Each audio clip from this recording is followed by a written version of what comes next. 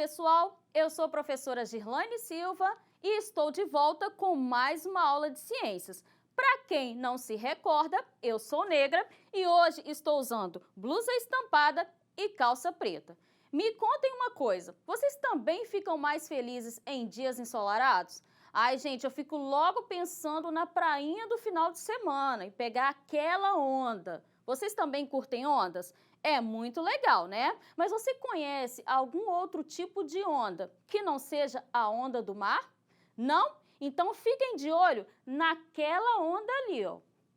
Porque na aula de hoje nós iremos falar sobre as radiações eletromagnéticas.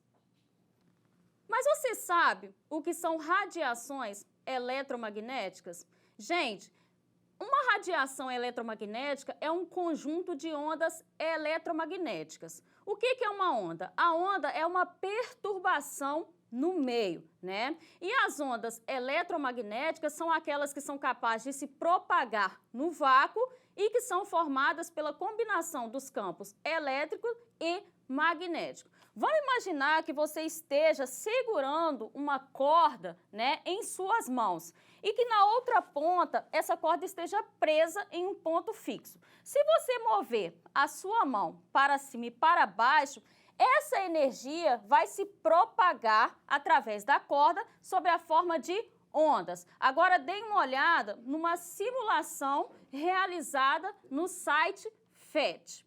O ponto mais alto de uma onda é denominado crista, enquanto o ponto mais baixo é denominado vale.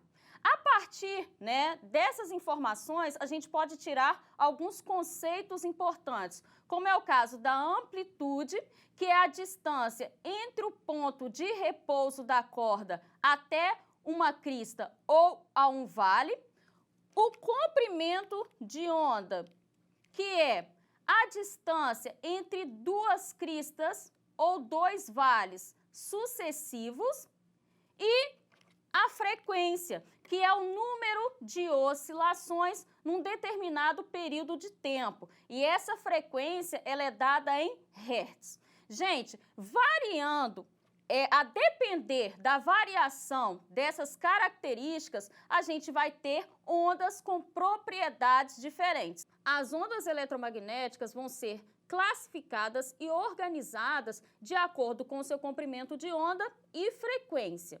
A essa classificação, nós damos o nome de espectro eletromagnético. Deem uma olhada na figura. O espectro eletromagnético é composto por todas as variedades de radiação do universo e essas ondas, essas radiações vão ter características diferentes, algumas inclusive sendo capazes de penetrar a atmosfera terrestre. Se vocês observarem a figura, vocês vão ver que as ondas, né, as radiações gama são ondas que contêm a frequência mais alta do espectro eletromagnético, enquanto as ondas de rádio contêm as frequências mais baixas.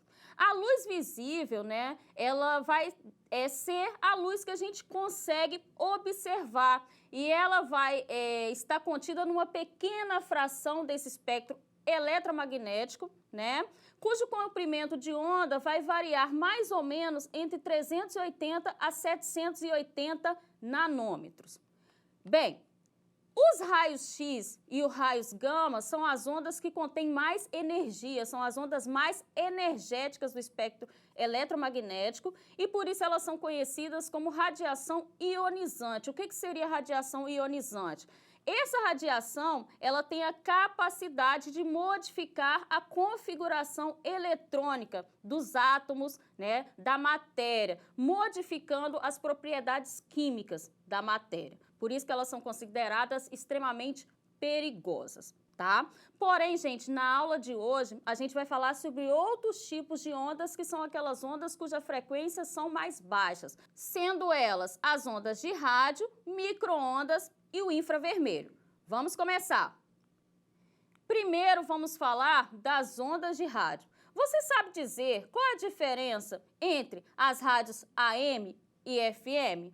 Bem, ambas são ondas de radiofrequência, muito comuns no nosso cotidiano, em transmissões de áudio, televisão, satélite.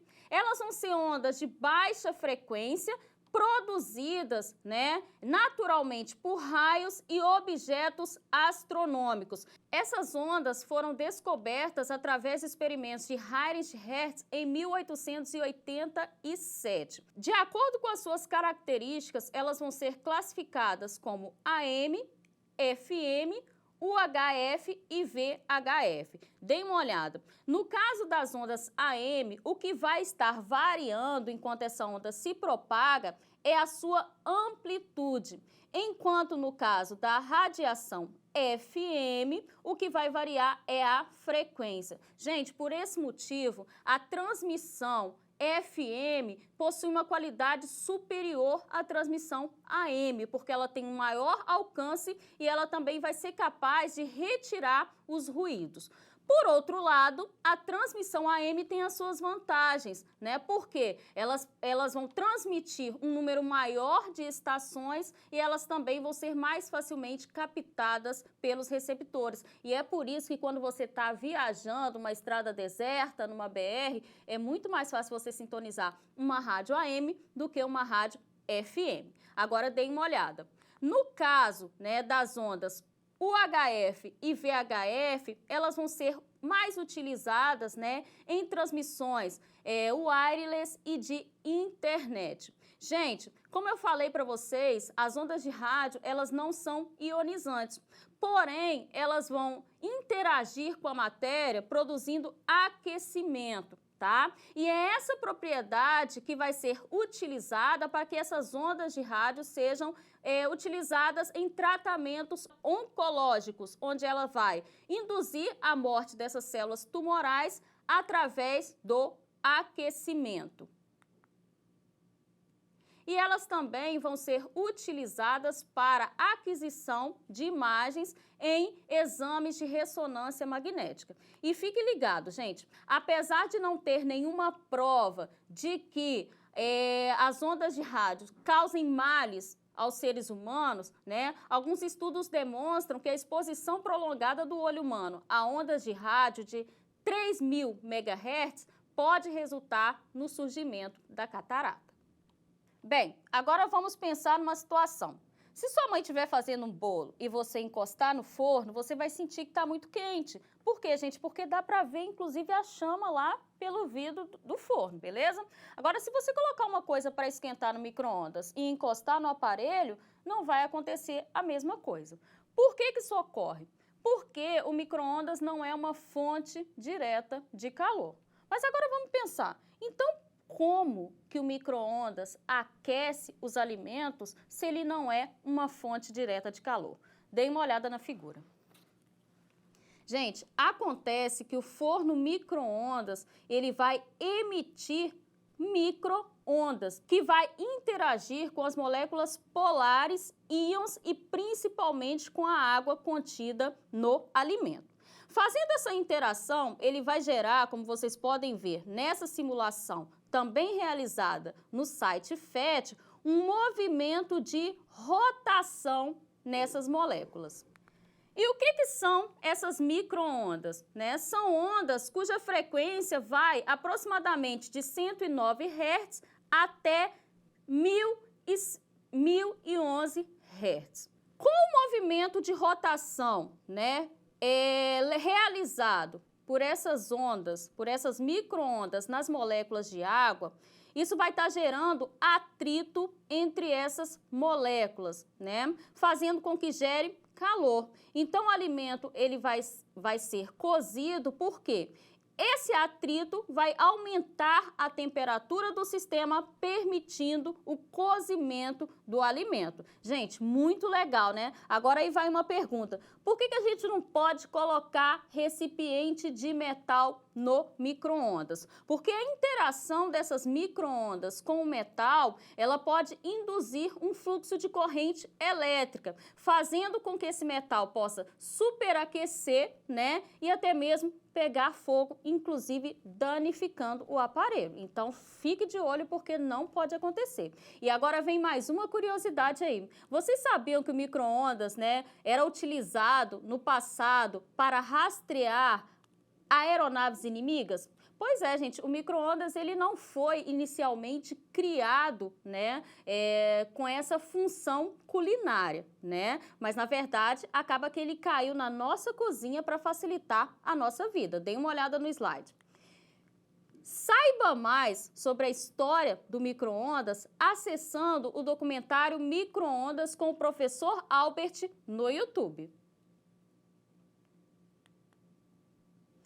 Agora, olha essa imagem, gente. Essa aí foi traída pelas câmeras, né? Quem nunca? Ah, professora, mas essa imagem aí tá muito esquisita. Sim, gente, porque é uma imagem captada com câmeras de sensores infravermelho. Você já se perguntou como funcionam as câmeras de visão noturna, geralmente utilizadas em vigilância? Pois elas funcionam, né, com sensores que captam a radiação infravermelho. E o que é essa radiação? Deem uma olhada. Elas são ondas cuja frequência variam entre 300 GHz a 400 THz, produzidas, né, pelo Sol e por lasers, tá? Gente, se vocês deram uma olhada no espectro eletromagnético, ela está muito próximo da cor vermelha, então por isso que tem esse nome infravermelho. Bem, apesar de invisível, ela pode ser notada nos corpos na forma de calor. Gente, o calor é energia térmica em trânsito, né, entre dois sistemas, que vai ocorrer, né, em decorrência da diferença de temperatura entre esses dois sistemas. Termorreceptores são capazes de captar, né, essas ondas, né, e eles vão estar presentes, por exemplo, em estruturas, né, nas cobras. Então é assim que elas vão ver para capturar as suas presas, né? E é assim que também funcionam essas câmeras de visão noturna. Elas possuem, né, sensores que, apesar da baixa luminosidade, elas são capazes de captar imagens do calor irradiado pelos corpos ao nosso redor. Agora, vejam outras aplicações da radiação infravermelho. Bombeiros utilizam câmeras de infravermelho para localizar vítimas, né, através da fumaça densa. Satélites contendo sensores para radiação infravermelho fornecem imagens, né, para detectar e classificar, caracterizar incêndios florestais. Eles também vão fornecer imagens, né, para que os meteorologistas possam prever mudanças climáticas severas. E olha que legal, gente, também é utilizado para estudos do comportamento animal em relação ao meio onde eles vivem. E catem essa dica, acessem Coolcosmos para observar a radiação infravermelha dos animais. Essas são as 3 ondas com menor frequência do espectro eletromagnético, mas para terminar a nossa aula, eu vou deixar um desafio para vocês. Como vocês aprenderam, a radiação infravermelha é invisível a olho nu. Mas você sabe que eu consigo dar um jeitinho para vocês observarem essa radiação aí da casa de vocês? Deem uma olhada no slide. Para isso, vocês vão precisar de uma câmera e do controle da sua televisão, do seu DVD, qualquer que seja o controle, tá? E basta vocês, gente, alinharem, né, o foco da sua câmera com o LED do controle. Dê uma olhada em como eu vou fazer aqui. Bem, aqui eu tenho meu celular com a câmera já ativada e o controle da minha televisão. Vamos ver como funciona essa história? Basta alinhar ao LED e apertar qualquer tecla do controle. Vocês estão percebendo? Olha a luzinha bem lá no fundo. A professora com muita dificuldade. Claro, gente, né? A gente não vai ver uma luz, um raio como se fosse um mutante, mas a gente vai ver uma luzinha brilhando. E é isso, gente. Com um simples aparato, você consegue ver uma radiação infravermelha na sua casa. pode confessar que essa dica é muito bacana, tá? Então, façam aí na sua casa e compartilha com os seus amigos. A gente se vê numa próxima aula. Tchau, tchau!